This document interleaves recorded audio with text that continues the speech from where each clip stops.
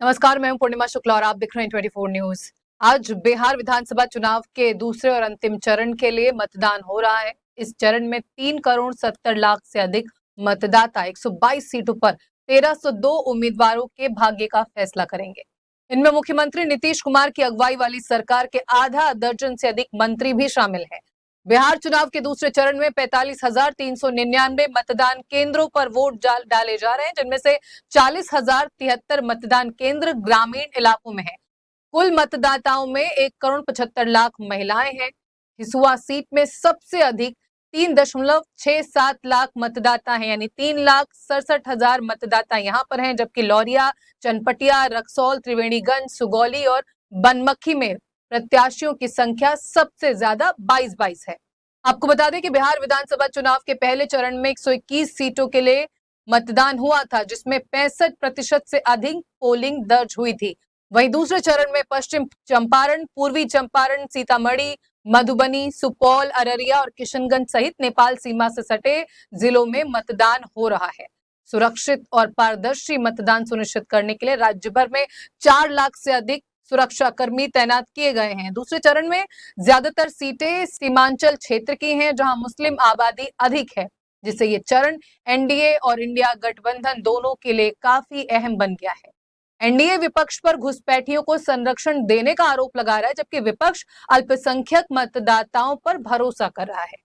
प्रमुख उम्मीदवारों में जेडीयू के वरिष्ठ नेता विजेंद्र प्रसाद यादव सुपौल से, भाजपा के प्रेमेंद्र कुमार गया टाउन से, रेणु देवी बेतिया से, नीरज कुमार सिंह बबलू छातापुर से, लेशी सिंह धमदाहा से, शीला मंडन फुलपरास से और जमा खान चैनपुर से शामिल हैं। वहीं एनडीए की सहयोगी हम और राष्ट्रीय लोक मोर्चा के लिए ये चरण बड़ी परीक्षा की घड़ी है।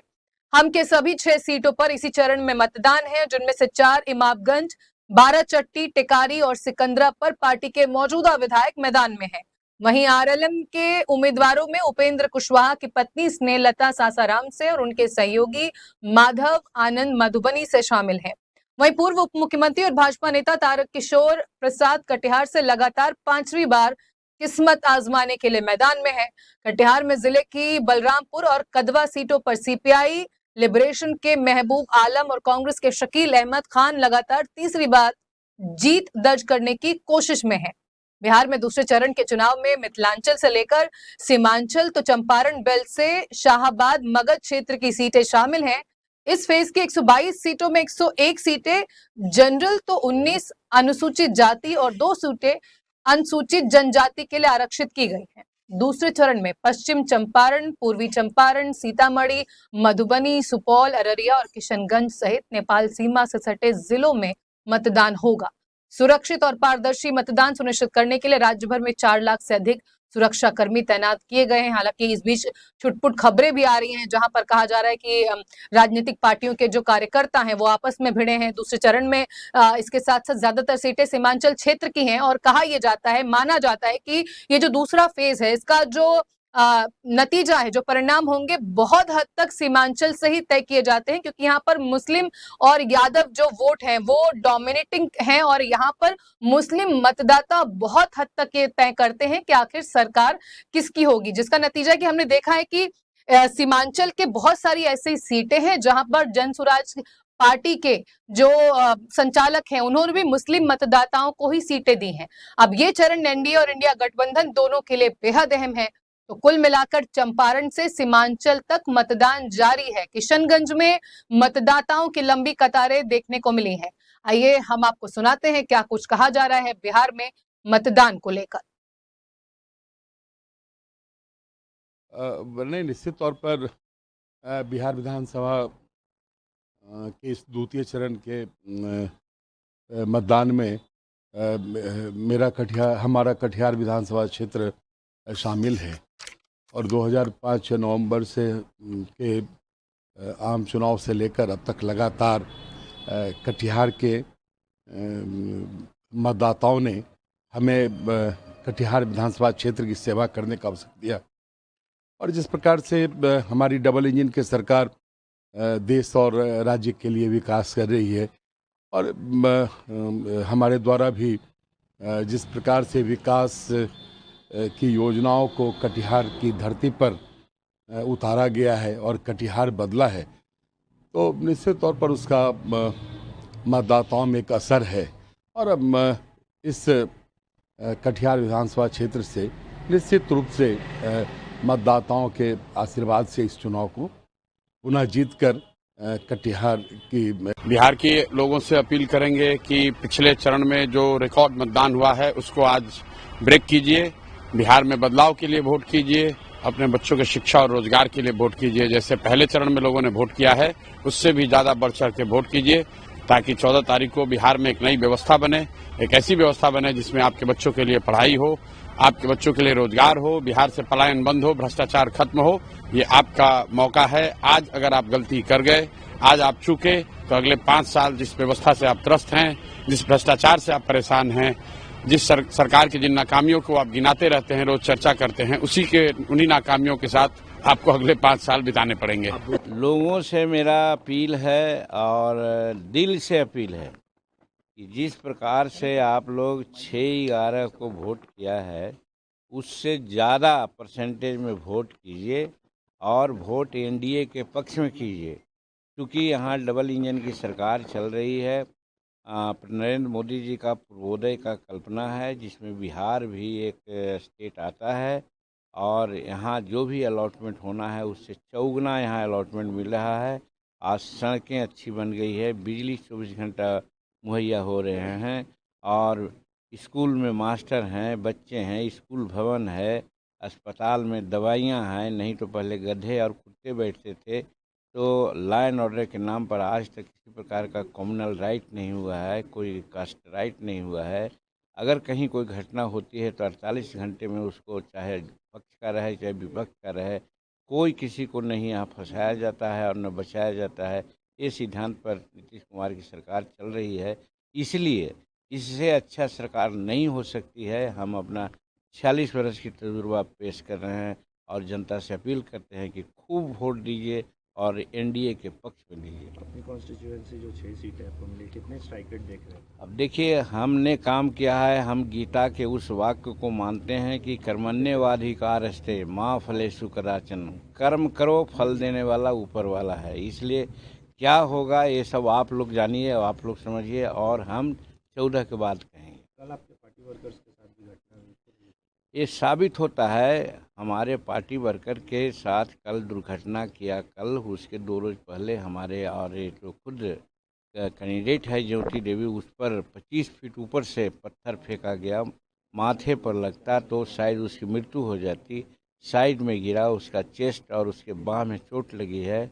लेकिन दुर्भाग्य है कि यहाँ का मेडिकल कैसा है, कहता है कि कोई इंजरी नहीं है, और फिर लोकल प्रशासन, पुलिस और एडमिनिस्ट्रेशन कहता है कि कुछ बात नहीं हुई है, कोई पता नहीं चलता है क्या है। ये दुर्भाग्य है। इलेक्शन कमीशन को इस पर ध्यान देना चाहिए। उसी प्रकार से कल जिस आदमी ने ये घटना को अंजाम दिया है उसके बारे में 1 सप्ताह पहले नहीं, 15 दिन पहले डीजीपी को लिख के दिया है, कलेक्टर को लिख के दिया है, एसपी को लिख दिया है कि जिस पर 8-8, 7-7 मुकदमा है, गंभीर मुकदमा है, आज घूम रहा है कैसे। ये आप लोगों के लीनियंसी के चलते हो रहा है। उसको जल्दी से आप ये कीजिए। एक आदमी तो था जो जेल से ही धमका रहा था, तो उसके लिए हम थैंक्स देते हैं कि उसको भागलपुर जेल पर स्थापित किया है। तो इस तरह से हमारे लोग बहुत डट करके मुकाबला कर रहे हैं और इसका रिजल्ट बहुत अच्छा आ रहा है। बदलाव ने एक दस्तक दी थी प्रथम चरण में, और वो परिवर्तन की एक बड़ी लहर में तब्दील हो रही है। लाख कोशिश कर ली प्रधानमंत्री जी, गृह मंत्री जी, उत्तर प्रदेश के मुख्यमंत्री, न जाने कितने और मंत्रियों ने कि पिच बदल जाए, नौकरी पे बिहार बात ना करे, पलायन पे बात ना करे, सामाजिक सुरक्षा पे बात ना करे, लेकिन बिहार अपने पिच से हटा नहीं। अब यही पिच होगा। 14 नवंबर को ये पिच और पुख्ता होगा और 18 नवंबर को जो होगा सो होगा ही। किया मतदान के पहले ईश्वर के चरणों में, माँ दुर्गा, सब देवी देवताओं के चरणों में समर्पित होकर मैं मतदान के लिए गया। टेक्निकल खराबी मशीन है, थोड़ा हो ही जाता है, ज्यादा विलम्ब नहीं हुआ, लेकिन अब तो हम मतदान करके बाहर निकले हैं और हरसिद्धि के महान मतदाता मालिकों का आशीर्वाद मुझे मिल गया है। इस आधार पर हम कह सकते हैं कि हमारी जीत 50,000 मतों से होगी और हमारी सरकार जो एनडीए गठबंधन की पहले चल रही है, पुनः एनडीए गठबंधन की सरकार बिहार में बनेगी, प्रचंड बहुमत से बनेगी। तेजस्वी ने तो दावा भी कर दिया है कि 18 को शपथ लेंगे मुख्यमंत्री का। अब देखिए, क्या सब आप तो बहुत योग्य व्यक्ति हैं, उनके कहने में और करने में, कथनी या करनी में बहुत फर्क है। दीवा सपने देख रहे हैं, मुंगेरी लाल के सपने सजाए हुए हैं दिल में। वो तो मतलब प्रतिपक्ष का भूमिका उनकी पार्टी निभा पाएगी कि नहीं, यह उसके लिए सोचे। वोट चोरी का भी आरोप लगा। ये आप सभी जानते हैं कि कैसे मतदान होते हैं, और वहाँ अगर हार रहे हैं, हताशा में बोल रहे हैं विपक्ष के लोग कि वोट चोरी किया जा रहा है, यह हताशा का परिचय है। मतदान द्वितीय चरण की शुरुआत हो गई है सब जगह, और इतनी अच्छी खबर है कि मत पूछिए, चारों तरफ से एनडीए एनडीए एनडीए, सिर्फ एनडीए ही दिख रहा है। मतदाताओं में जबरदस्त रूप से उत्साह है, खास करके महिला मतदाता तो पूरे तौर पे उत्साहित होकर मतदान कर रही हैं और एनडीए के पक्ष में कर रही हैं। तो हम तो पहले से ही बताते रहे, और आज जो अभी तक द्वितीय चरण के मतदान का रुझान आ रहा है, उसके आधार पे जो अपेक्षा थी उससे भी ज़्यादा, कई गुना ज़्यादा एनडीए के पक्ष में परिणाम आने वाला है। सर, अभी आप यहाँ पे वोट कास्ट करने आज आप ई रिक्शे से आए हैं, क्या ऐसी वजह रही कि आप देखिए अभी हम तो नंबर में लगे हुए हैं, बाद में आके आपको बाइक दे देते हैं, ठीक। लेकिन देखिए ई रिक्शा से ये है कि देश का जो अर्थव्यवस्था है डीजल पेट्रोल पर डिपेंड है, और डीजल तो इसमें कोई शक नहीं कि जबरदस्त उत्साह बिहार के मतदाताओं में है। इस बार के विधानसभा चुनाव को लेकर बिहार चुनाव के दूसरे और अंतिम चरण में भी सुबह सुबह मतदान को लेकर भारी उत्साह साफ नजर आया, जब लोग कतारों में लगे हुए थे।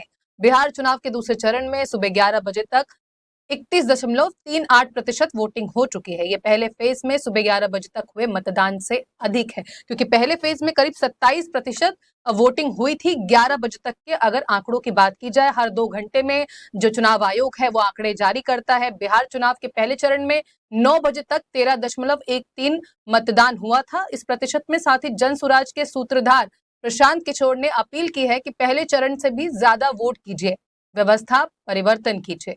मुख्यमंत्री नीतीश कुमार ने सोशल मीडिया प्लेटफॉर्म एक्स पर पोस्ट करके कहा है कि लोकतंत्र में मतदान केवल हमारा अधिकार ही नहीं, दायित्व भी है। आज बिहार विधानसभा चुनाव के दूसरे चरण का मतदान हो रहा है। सभी मतदाताओं से आग्रह है कि अपने मताधिकार का उपयोग अवश्य करें। प्रधानमंत्री नरेंद्र मोदी ने सोशल मीडिया प्लेटफॉर्म एक्स पर पोस्ट करके बिहार चुनाव के दूसरे चरण में भारी मतदान की अपील की है। पीएम मोदी ने कहा कि बिहार विधानसभा चुनावों में आज दूसरे और अंतिम चरण की वोटिंग है। सभी मतदाताओं से मेरा निवेदन है कि वो इसमें बढ़ चढ़कर भागीदार बने और मतदान का नया रिकॉर्ड बनाएं। पहली बार वोट देने जा रहे राज्य के अपने नौजवान साथियों से मेरा विशेष आग्रह है कि वो खुद को मतदान करें ही दूसरों को भी इसके लिए प्रेरित करें। कुल मिलाकर बिहार में वोटिंग का सिलसिला जारी है। बड़ी संख्या में लोग घरों से बाहर निकल रहे हैं और मतदान केंद्रों में अपनी मताधिकार का इस्तेमाल करने के लिए गर्मजोशी के साथ पहुंच रहे हैं। मतदाताओं को कोई परेशानी ना हो, इसके लिए पोलिंग बूथ पर सुरक्षा के तमाम इंतजाम किए गए हैं। बिहार में बुजुर्ग मतदाता भी बड़ी संख्या में वोट डालने पोलिंग बूथ तक पहुंच रहे हैं।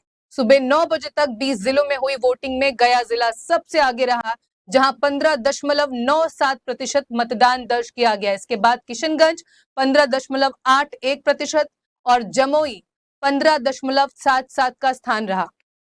इस फेज में नीतीश सरकार के 12 मंत्रियों की साख भी दांव पर है। तो कई ऐसे दिग्गज चेहरे हैं जो चुनावी मैदान में खुद नहीं लड़ रहे, लेकिन असल इम्तिहान उन्हीं का है। सीमांचल के इलाके में असदुद्दीन ओवैसी और पूर्णिया के सांसद पप्पू यादव की असल परीक्षा है, तो शाहबाद के क्षेत्र में उपेंद्र कुशवाहा का इम्तिहान भी कड़ा है। गया जी के इलाके में एनडीए के सहयोगी जीतन राम मांझी के लिए किसी अग्नि परीक्षा से कम नहीं है। असदुद्दीन ओवैसी की पार्टी AIMIM ने 2020 के चुनाव में सीमांचल की 5 सीटें जीतकर सियासी हलचल मचा दी थी, या दूसरे शब्दों में कहे तो जो पुरानी पार्टियां हैं उनका समीकरण बहुत हद तक बिगाड़ दिया था। इसे महागठबंधन के लिए बड़ा झटका उस वक्त माना गया था, क्योंकि जो वोट शिफ्ट हुआ था वो माना यह जा रहा था कि महागठबंधन के वोट थे जो खिसक कर इस पार्टी में आए थे, असदुद्दीन के पार्टी में। एआईएमआईएम ने अमौर, बहादुरगंज, बायसी, जोकीहाट और कोचा धामन सीटें जीती थी। इन 5 विधायकों में से 4 ने बाद में एआईएमआईएम को छोड़कर आरजेडी का दामन थाम लिया था। अब एक बार फिर से असदुद्दीन ओवैसी का पूरा दारोमदार इसी सीमांचल के इलाके पर टिका हुआ है। ओवैसी ने इस बार बिहार की 25 सीटों पर अपने उम्मीदवार मैदान में उतारे हैं, जिसमें से 8 सीटों पर पहले चरण में चुनाव हो चुके हैं और अब दूसरे फेज में 17 सीटें दांव पर हैं। सीमांचल की 15 सीट पर एआईएमआईएम के उम्मीदवार किस्मत आजमा रहे हैं, जबकि 2 सीटें चंपारण की है। ऐसे में उन्हें जिताने के लिए ओवैसी ने पूरी ताकत झोंक रखी थी, लेकिन सियासी फिजा बदली हुई है। इसके चलते ओवैसी के लिए सीमांचल में अपने नतीजे को दोहराने की एक बड़ी चुनौती सामने होगी। सीमांचल में मुस्लिम वोटर काफी अहम माने जाते हैं और सभी पार्टियां इसको अच्छी तरह से समझती हैं। ओवैसी के मुस्लिम वोटों पर सियासी असर को तोड़ने के लिए कांग्रेस ने इमरान प्रतापगढ़ी को तो सपा ने इकरा हसन को उतार रखा था। सीमांचल के इलाके में ओवैसी अगर नहीं जीत पाते तो उनकी मुस्लिम सियासत पर कई सवाल खड़े होंगे। इस लिहाज से ओवैसी के लिए ये चरण काफी अहम माना जा रहा है। बात पूर्णिया की करेंगे। पूर्णिया लोकसभा सीट से सांसद पप्पू यादव भले ही विधानसभा चुनाव नहीं लड़ रहे हैं, लेकिन उसके बावजूद उनकी साख दांव पर लग गई है। सीमांचल में पप्पू यादव कांग्रेस का चेहरा बन चुके हैं, जिसके चलते पूर्णिया जिले की विधानसभा सीटों के साथ साथ सुपौल और अररिया जिले की विधानसभा सीटों पर उनका सियासी इम्तिहान होगा, ये पक्का है।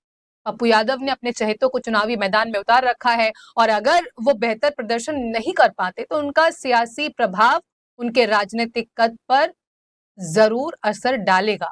वहीं कांग्रेस का सारा दारोमदार इसी दूसरे चरण की सीटों पर टिका हुआ है। कांग्रेस के 37 उम्मीदवार दूसरे चरण में किस्मत आजमा रहे हैं और हम सबको अच्छे से पता है 2020 के चुनाव परिणाम क्या कहते हैं।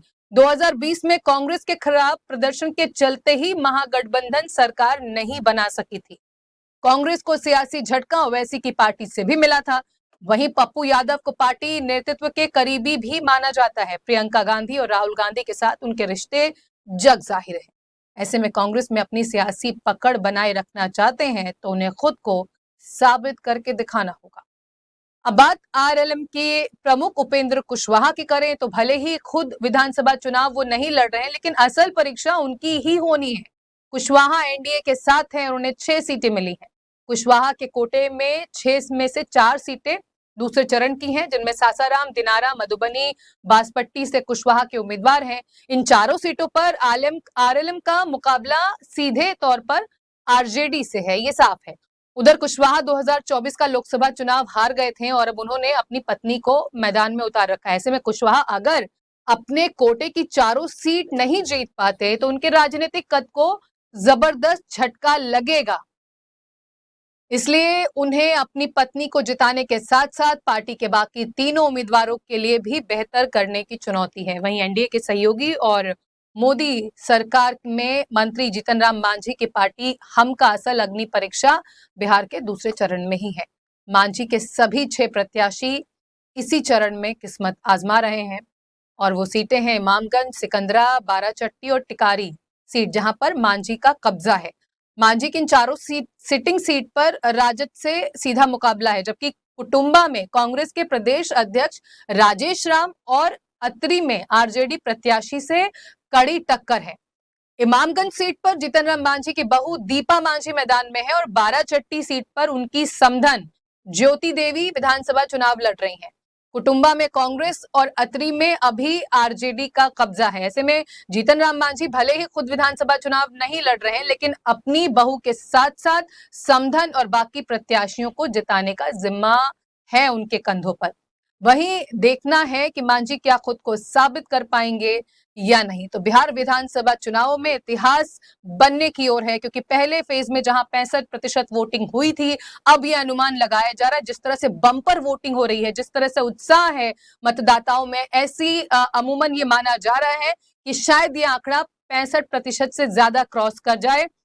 और आपको बता दें कि इसके साथ साथ जो वोटिंग का पैटर्न है वो भी देखने को मिल रहा है। पहले चरण की बात की जाए जहां पर 18 जिलों में मतदान हुए थे, अभी दूसरे फेज में जहां 20 जिलों में मतदान हो रहे हैं, वहां पर बहुत सारी चीजें हैं जिसको लेकर बातें कही जा रही, लेकिन सीमांचल, मिथिलांचल, चंपारण और इसके साथ साथ अगर बात की जाए बाकी सीटों की तो काफी अहम होगा उन पर किस तरह से टर्नआउट होता है। इसके साथ साथ अररिया के फॉरबिसगंज में बीजेपी और कांग्रेस के समर्थक आपस में भिड़ गए। हालात बिगड़ते देख सुरक्षा कर्मियों को बल प्रयोग करना पड़ा है। घटना फॉरबिसगंज कॉलेज के बूथ संख्या 198 की है। कांग्रेस समर्थकों का आरोप है कि बीजेपी विधायक और एनडीए के उम्मीदवार ये आह्वान कर रहे थे कि कांग्रेस के वोटरों को पटक पटक कर मारो। मतलब यहाँ पर हिंसा की और झड़प की खबरें भी आ रही हैं। इस आह्वान के बाद आपे से बाहर हुए कांग्रेस कार्यकर्ताओं ने पोलिंग बूथ के बाहर जमकर हंगामा करना शुरू कर दिया। करीब आधे घंटे तक हंगामे के बाद सुरक्षा कर्मियों ने किसी तरह हालात पर काबू पाया। जो ताजा खबरें मिल रही हैं, अब इसे लेकर एसडीओ रंजीत कुमार रंजन ने कहा है कि मामले को शांत करा लिया गया और लाठीचार्ज जैसी कोई भी बात नहीं, क्योंकि खबरें आ रही थी। और पप्पू यादव ने भी सामने आकर ये कहा था कि बहुत जगह जो सुरक्षा कर्मी हैं वो बल प्रयोग कर रहे हैं, वोटिंग डालने में जो लोगों को वहां पर मुश्किलें आ रही हैं, जानबूझकर उसमें रोक लगाई जा रही है, इस तरह के आरोप भी लग रहे थे कुछ कुछ सीटों पर। साथ ही पश्चिमी चंपारण के रामनगर विधानसभा क्षेत्र के गोबरिया दीन गांव में ग्रामीणों ने मतदान का बहिष्कार किया है। 2 हफ्ते पहले ही ग्रामीणों ने मतदान बहिष्कार का ऐलान कर दिया था। प्रशासन को उम्मीद थी कि वोटिंग के दिन तक ग्रामीण शायद मान जाएंगे। खुद गृह मंत्री अमित शाह ने भी कुछ ग्रामीणों से बात की थी। अमित शाह ने ग्रामीणों को उनकी मांगे पूरी करने का आश्वासन भी दिया था, लेकिन ग्रामीण वोटिंग के दिन भी अपनी बात पर अड़े रहे। मतदान कर्मी पोलिंग कराने के लिए तैयार बैठे रहे, लेकिन एक भी ग्रामीण मतदान करने मतदान केंद्र पर नहीं पहुंचा है। ग्रामीणों का कहना है कि आजादी के 78 वर्षों बाद भी इलाके में मूलभूत सुविधाएं नहीं है। बारिश के मौसम में 4 महीने तक ये इलाका पूरी तरह से बाकी क्षेत्रों से कट जाता है। ग्रामीणों का कहना है कि बच्चे, महिलाएं, बुजुर्ग गोद में ही दम तोड़ देते हैं, हम चाहकर भी कुछ नहीं कर पाते। तो ये वो मांगे हैं जिनको लेकर पहले ही वोटिंग के बहिष्कार की बात कही गई थी। हालांकि उम्मीद की जा रही थी कि पश्चिम चंपारण का ये विधानसभा क्षेत्र में जो गोबरिया दोन गांव है, लोग शायद वोटिंग करने के लिए आए, नाराजगी से हटकर शायद अपने मताधिकार का इस्तेमाल करेंगे। लेकिन आपको बता दें कि वोटिंग का, मतदान का बहिष्कार किया है। और इस समय इसके साथ जो अपडेट है, ग्रामीणों का कहना है कि बच्चे, महिलाएं, बुजुर्ग, हर किसी को ये जो मुसीबतें हैं वो झेलनी पड़ती, क्योंकि सुविधाएं वहां पर बेहद कम है। कोई बीमार होता है, उसके बावजूद उसे वक्त पर जो सुविधाएं हैं वो मिल नहीं पाती हैं। और आज भी बीमार हो जाने के लिए चारपाई का सहारा ही लेना पड़ता अगर किसी को अस्पताल पहुंचाना है तो। इसके लिए हमने सबको पत्र लिखा। जब चुनाव आता है तो सभी दलों के नेता आते हैं, लेकिन असल में जब जरूरतों की बात आती है तो वो पूरा करने के लिए कोई सामने नहीं आता है। बहुत सारे समीकरण बनते बिगड़ते दिख रहे हैं। सभी नेताओं के जो माथे पर शिकन है वो साफ देखी जा सकती है, क्योंकि जिस तरह से बम्पर वोटिंग हो रही, एक तरफ महागठबंधन का कहना है कि परिवर्तन की बयार को वोट पड़ रहे हैं, तो उधर डबल इंजन की सरकार का दम अभी भी बरकरार है, ये कहना है एनडीए की पार्टियों का। तो आपको बता दें, इस वक्त बिहार के अंदर विधानसभा चुनाव जारी है, मतदान जारी है। दूसरे फेज का ये चुनाव है, मतदान है। 2 फेजों में चुनाव होंगे। 14 नवंबर को नतीजे सामने आ जाएंगे और उसके पहले अब जो एग्जिट पोल है उसको लेकर भी सबकी निगाहें टिकी हैं। आखिर जनता का मूड क्या कहता है, कौन सी पार्टी इस मिस्ट्री को डिकोड करने में कामयाब हुई है, क्योंकि इस बार विधानसभा चुनावों को लेकर हर कोई ताल ठोक रहा है कि जनता उसके पक्ष में है। लेकिन जनता क्या सोचती है, इस मिस्ट्री को सॉल्व करने में कौन कितना कामयाब होगा, ये वक्त के साथ ही साफ हो पाएगा। और वक्त बहुत दूर नहीं है, 14 नवंबर को नतीजे आने हैं। आपको बता दें, डबल इंजन की सरकार का दम लगातार एनडीए सरकार भर रही है। और इसके साथ साथ महागठबंधन की बात की जाए तो सबका ये कहना है कि तेजस्वी के चेहरे को लेकर जनता आश्वस्त है। और जो पिछली बार चूक हुई थी, क्योंकि सीटों के बंटवारे को लेकर जिस तरह से कांग्रेस का प्रदर्शन रहा था 2020 के विधानसभा चुनावों के बाद, शायद इसलिए, हालांकि सबसे ज्यादा वोट्स पड़े थे आरजेडी को, उसके बावजूद भी सरकार बनाने में कामयाब नहीं हुए थे, क्योंकि कांग्रेस का जो प्रदर्शन था वो उस हिसाब से नहीं था जिससे सरकार बनाई जा सके। लेकिन इस बार इसीलिए शायद सभी समीकरण समझने के बाद हालात को समझने के बाद पूरा दांव तेजस्वी के चेहरे पर खेला गया है और जिस तरह से उन्होंने चुनाव में योजनाओं की बात कही है, जिस तरह से उन्होंने घोषणाएं की है, उसके बाद काफी हद तक ये माना जा रहा है कि शायद महागठबंधन के चेहरे पर मुहर लगे। लेकिन फिलहाल 14 नवंबर का इंतजार करेंगे। सबसे बड़ा जो यहाँ पर लोगों के लिए समझने की बात है, बिहार की बात की जाए, कितनी सरकारें आई और गई, लेकिन जिस तरह के मतदान का पैटर्न, जिस तरह का उत्साह इस बार देखा जा रहा है, किसी लोकसभा चुनाव में, किसी विधानसभा चुनाव में इस तरह का जोश उत्साह मतदाताओं में देखा नहीं गया है। बम्पर वोटिंग 18 जिलों के लिए हुई थी। 121 सीटों पर जो पहला 6 नवंबर को मतदान हुआ था, 65% वोटिंग हुई थी। और उस समय अगर बात की जाए, जो 11 बजे तक आंकड़े आए थे, उसमें इस बार जिस तरह से 31.38% वोटिंग बताई गई है, अगर पहले चरण की बात की जाए तो करीब 27.34% वोटिंग हुई थी, जो इलेक्शन कमीशन की अपडेट थी। 9 बजे 11 बजे तक का वोटिंग था। अगर उस हिसाब से भी जाए तो पहले फेज से ज्यादा दूसरे फेज में वोटिंग और प्रतिशत है। ऐसे में साफ तौर पर यह माना जा रहा है कि 5 बजे के बाद जो आखिरी आंकड़े चुनाव आयोग की तरफ से आएंगे, उसमें यह प्रतिशत पहले फेज के मतदान से भी ज्यादा होगा। और इस फेज में हर कोई ये समझता है कि मिथिलांचल, सीमांचल के जो एरिया हैं, जो इलाके हैं, वहां पर बहुत हद तक चुनाव निर्धारित किए जाते हैं। इस फेज का जो नतीजा है वो बहुत हद तक सीमांचल तय करता है। पिछली बार की बात की जाए तो आईएम की जो पार्टी के जो प्रतिनिधि थे, उसकी वजह से कहा गया कि वोट बहुत हद तक बढ़ गए थे, जिसकी वजह से शायद सरकार नहीं बन पाई थी। लेकिन इस बार इस आंकड़े में जन सुराज पार्टी भी है। ये समीकरण ऐसा तमाम दिग्गज मानते हैं कि बिहार चुनाव के नतीजों के बाद भले ही अगर इस बात की ओर पूरी तरह से मान लिया जाए कि जन सुराज पार्टी को एक भी सीट नहीं मिलती है, लेकिन सत्ता अगर तय होगी तो वो जन सुराज पार्टी के जरिए ही होगी, क्योंकि तमाम ऐसी सीटें हैं जहां पर ऐसा माना जा रहा है कि जन सुराज पार्टी के मतदाता सीटों में प्रतिशत ऑफ जो वोटिंग है वो कम करेगी, सेंधमारी करेगी। अब देखना यह है कि इस बात पर किस हद तक मुहर लग पाती है। देखिए, चुनाव प्रचार आज एकदम खत्म हो चुका 2 दिन पहले, लेकिन आज परीक्षा की घड़ी है और इम्तिहान चल रहा है और यहाँ की सभी ग्रामीण वासियों ने बहुत मेहनत किया है और उनके साथ मैं भी मेहनत की हूँ। और हमारी जितने भी महिलाएं हैं इमामगंज के, हमारे जो नौजवान साथी है, सभी का मेहनत का फल जरूर मिलेगा। और हम ये पूरा श्योर हैं कि आने वाला जो फल मिलने वाला है, परीक्षा का फल, वो बहुत ही अच्छा होगा और भविष्य के लिए अच्छा होगा, विकास के लिए अच्छा होगा हमारे इमामगंज की जनता के लिए। इस कॉन्फिडेंस की वजह क्या है मैडम? क्यों आप इतना सोच पा रही हैं कि जनता आपको प्यार देगी? देखिए, कॉन्फिडेंस आपको भी दिख रहा होगा। यहाँ के पूरे जनता के जो प्यार सम्मान आज हम 11 महीने में जो मिला है यहाँ के लोगों के द्वारा, तो हम नहीं समझते हैं कि आने वाले जो परीक्षा की बात कर रहे हैं, परीक्षा की फल की बात कर रहे हैं, तो उसमें हमें नहीं लगता है कि उसमें मतलब नीचे स्तर का 0% मिलेगा, पूरा फुल मार्क्स मिलेगा। कितने ज्यादा वोट मार्जिन? वो तो 14 तारीख को पता चल जाएगा। तो आपने सुना दीपा कुमारी, जो जीतन राम मांझी की बहू है। 11 महीने पहले जब इमामगंज में उपचुनाव हुए तो उन्होंने जीत हासिल की थी। अब दम ये भर रहे हैं कि जनता उनके कामों से पूरी तरह से आश्वस्त है और जीत एनडीए की ही होने वाली है, सरकार उन्हीं की बनने वाली है। इसके साथ साथ आपको बता दें, बहुत सारी अपडेट्स बिहार विधानसभा चुनाव से जुड़ी हुई आ रही है। इस बीच अररिया से खबर आई, जहां पर यह कहा गया कि बीजेपी और कांग्रेस के कार्यकर्ताओं के बीच झड़प हुई है। पुलिस को बल प्रयोग करना पड़ा है इस जो वहां पर स्थिति थी उसको शांत कराने के लिए।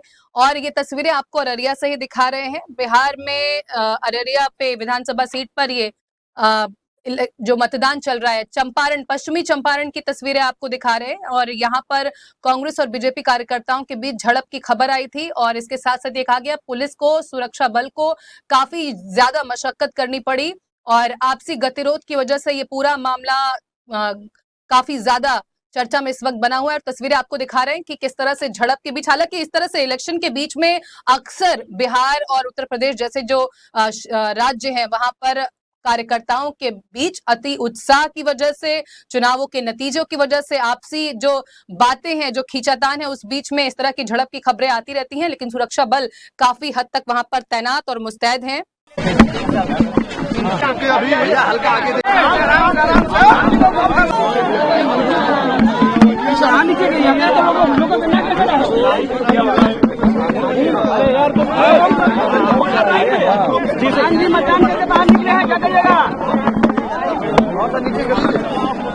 बिहार में बदलाव के लिए, बिहार में शिक्षा और रोजगार के लिए, पलायन बंद करने के लिए और भ्रष्टाचार को खत्म करने के लिए हर एक वोट जरूरी है। अपने घरों से निकलिए और सिर्फ घर में बैठ के, गांव में बैठकर बात करने से नहीं होगा।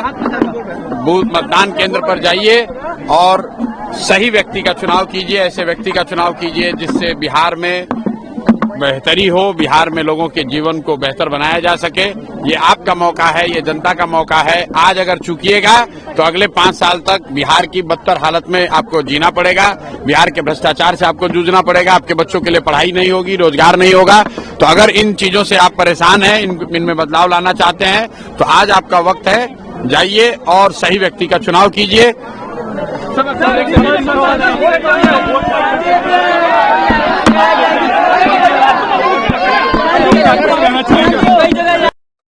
जन स्वराज पार्टी के संस्थापक प्रशांत किशोर जो लोगों से अपील कर रहे हैं कि जाकर अपने मताधिकार का इस्तेमाल करें। बम्पर वोटिंग के बीच में न सिर्फ आम जनता बल्कि राजनेताओं में भी काफी उत्साह है और देखना यह है कि 5 बजे तक जब फाइनल नतीजे आते हैं, जब प्रतिशत चुनाव आयोग की ओर से ऐलान किया जाएगा, तो देखना यह है कि पहले फेज की 65% वोटिंग का जो आंकड़ा है, आज का दूसरे फेज में वो आंकड़ा पार कर पाता है या नहीं। इस खबर से जुड़ी तमाम अपडेट पर हमारी नजर लगातार बनी है। आप बने रहिए हमारे साथ, देखते रहिए 24 न्यूज। नमस्कार।